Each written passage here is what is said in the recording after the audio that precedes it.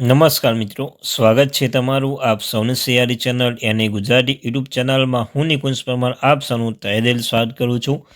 તો મિત્રો, આજના વિડીયોમાં વાત કરવાના છીએ આઠમા પગાર પંચને લઈને કોને થશે કેટલો ફાયદો, અને મિત્રો પેન્શનમાં વધારો, પગારમાં વધારો, સંપૂર્ણ ચર્ચા કરવાના છીએ.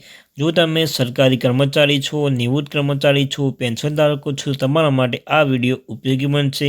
આઠમા પગાર પંચ લઈને અતિ મહત્ત્વના સમાચાર આવી રહ્યા છે. અને મિત્રો, પેન્શન અને નિવૃત્તિ કર્મચારી તેમજ સરકારી કર્મચારી માટે ખૂબ જ મહત્ત્વની અપડેટ લઈને આવે છું.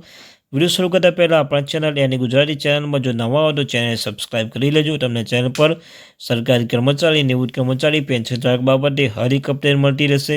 તો આપણી આ ચેનલ યાની ગુજરાતી યુટ્યુબ ચેનલને સબસ્ક્રાઈબ કરવાનું ભૂલશો નહીં. ચાલો પેન્શન ધારક મિત્રો, સરકારી કર્મચારી મિત્રો, વધારે સમય ન બગાડતા આ વિડીયોની શરૂઆત કરું છું. તો મિત્રો, 8 પે કમિશન કેન્દ્રીય કર્મચારી માટે આવે સારા સમાચાર.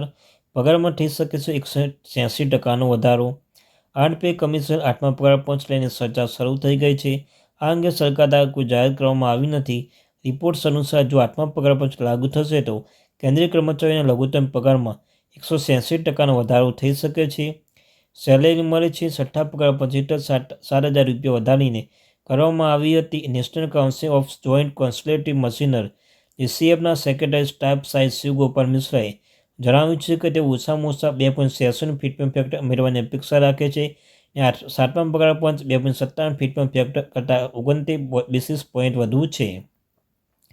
ફાઇનાન્શિયલ એક્સપ્રેશન રિપોર્ટ્સ અનુસાર જો સરકાર 2.86 ફીટમેન્ટ ફેક્ટરને મંજૂરી આપે છે તો સરકારી કર્મચારીઓના લઘુત્તમ પગાર 186% વધીને 51,480 રૂપિયા થઈ જશે, જે હાલમાં 18,000 રૂપિયા છે. આઠમા પગાર પંચ હેઠળ પેન્શનમાં 186% વધારો થવાની ધારણા છે, જેના કારણે વર્તમાન પેન્શન 9,000 રૂપિયાથી વધીને 25,740 રૂપિયા થઈ જશે. આઠમા પગાર પંચ રચના ક્યારે થશે? તો જો કે નવા પગાર પંચ રચના અપેક્ષિત તારીખ અંગે કોઈ સત્તાવાર જાહેરાત કરવામાં આવી નથી. મીડિયા રિપોર્ટ્સ અનુસાર આગામી બજેટ 2025-26 માટે જાહેર થઈ શકે છે. જો કે ગત બજેટ 2024-25માં પણ કર્મચારી સંગઠન તેમની માગણીઓ સાથે કેબિનેટ સચિવ અને નાણાં મંત્રાલયે સંપર્ક કર્યો હતો. સાતમા પગાર પંચ વર્ષ 2016માં લાગુ કરવામાં આવ્યું હતું. પગાર પંચને સરકાર દ્વારા નિયુક્તિ સંસ્થા છે, જે કેન્દ્ર સરકારના સરકારી કર્મચારીઓના પગાર માળખા, ભથ્થા, લાભોની સમીક્ષા કરે છે અને તેમાં ફેરફારની ભલામણ કરે છે. 28 ફેબ્રુઆરી 2014ના રોજ તાત્કાલિક વડાપ્રધાન મનમોહન સિંહે સાતમા પગાર પંચની રચના કરી હતી.